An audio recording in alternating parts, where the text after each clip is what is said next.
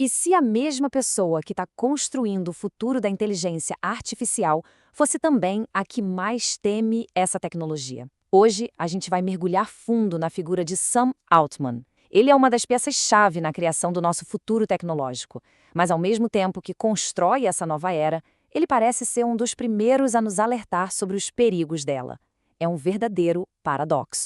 Olha, essa frase dele já diz tudo, né? Ela resume perfeitamente a tensão no centro de toda essa história. De um lado, você tem o otimismo de um construtor do Vale do Silício e do outro, o alerta quase apocalíptico, tudo na mesma frase. A pergunta que fica é: como é que alguém pode dedicar a vida a criar algo que acredita que pode, literalmente, destruir o mundo? Para a gente começar a entender essa aparente contradição, a gente precisa primeiro entender a cabeça do homem por trás da máquina. E o melhor lugar para começar é um famoso ensaio que ele escreveu chamado Como Ser Bem-Sucedido. Virou quase uma leitura obrigatória para toda uma geração de novos empreendedores.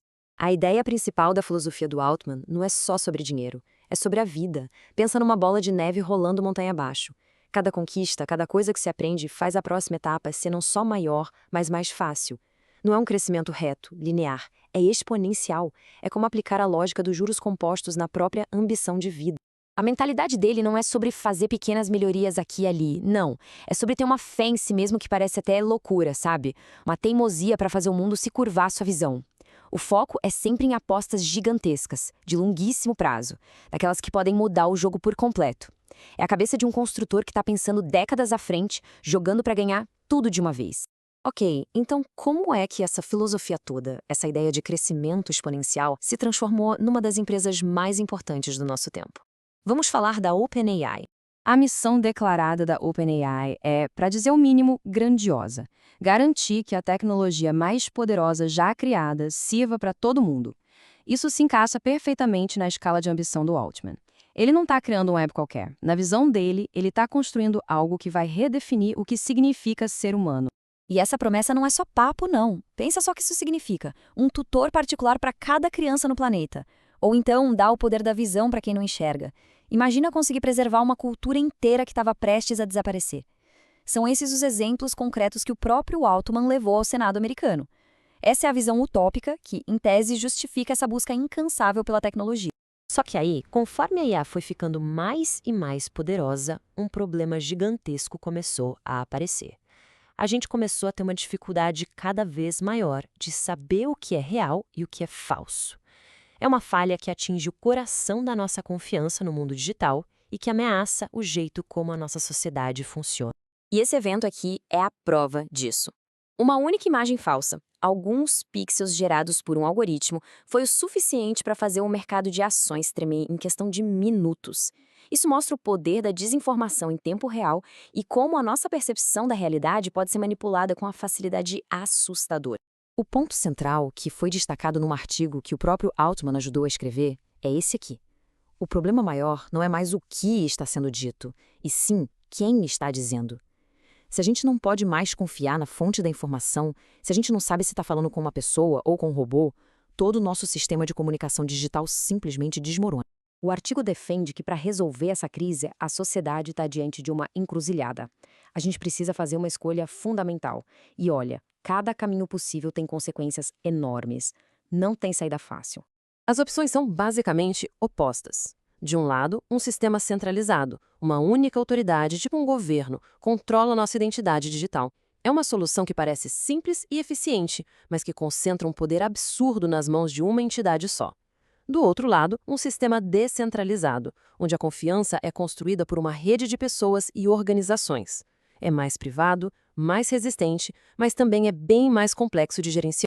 E se a gente olhar aqui os exemplos práticos, a coisa fica ainda mais complicada.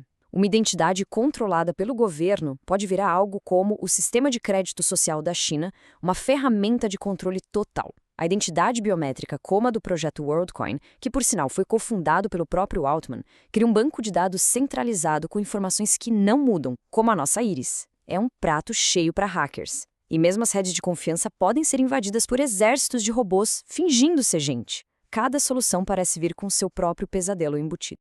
E é aqui que a gente volta para o paradoxo do começo da nossa conversa. O cara que é o símbolo do faça você mesmo do Vale do Silício, que prega sobre moldar o mundo à sua vontade, De repente, aparece lá no Congresso americano pedindo por regras. Mas, claro, nem todo mundo compra essa nova postura do Altman. Em fóruns como o Reddit, muita gente questiona se o sucesso dele veio de mérito ou de puro privilégio. Comentários como esse mostram que existe um ceticismo muito grande do público, o que deixa essa imagem dele como defensor da regulamentação ainda mais complexa. E mesmo com toda essa desconfiança, lá estava ele, na frente dos políticos, defendendo ativamente a criação de regras para a indústria que ele mesmo ajudou a criar e que hoje domina. É uma virada de 180 graus, o disruptor pedindo por controle. A grande pergunta é: o que, de fato, está por trás dessa mudança? No fim das contas, a história do Sam Altman é um retrato perfeito da nossa era tecnológica, né? Uma era marcada por esse ciclo maluco de inovação super acelerada e consequências que ninguém previu. A trajetória é muito clara. Primeiro, veio a visão de um construtor extremamente ambicioso. Depois, a criação de uma tecnologia que promete mudar o mundo para melhor. Em seguida, as consequências não intencionais que ameaçam a sociedade. E, por fim, o paradoxo. O criador se torna o regulador, tentando colocar freios na força que ele mesmo ajudou a soltar no mundo. E isso tudo nos deixa com a pergunta que talvez defina o nosso tempo. Numa era de mudanças tão rápidas e tão profundas, quem deveria ter o poder de definir os limites? São os inovadores que criam a tecnologia ou são as sociedades que precisam viver com as consequências dela? A resposta para essa pergunta, honestamente, vai moldar o século em que a gente vive.